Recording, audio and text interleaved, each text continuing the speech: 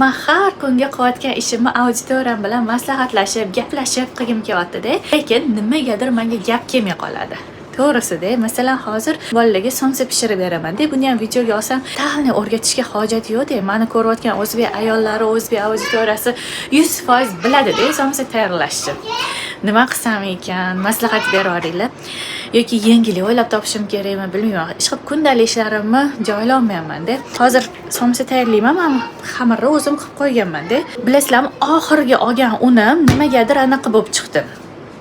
Yoyilyapti-da, kirishib ketyapti. Sizlarda bunaqa bo'ldimi, bo'lmadimi? Ana kirishib kichkina bo'lib qolyapti-da, to'kkan somsalarim ham pishirgunimcha ochilib ketyapti. Men 4 kilodan xamir tayyorladim-da, mana shunaqa razmerdan 4 ta chiquvdi.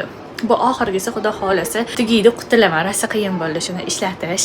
Agar ishonchli unlarni bilsanglar, kommentariyada atmetka qilib ketinglar, qaysi undan foydalanasizlar. Yaxshi yoyilib zo'r chiqib beradigan un kerak menga.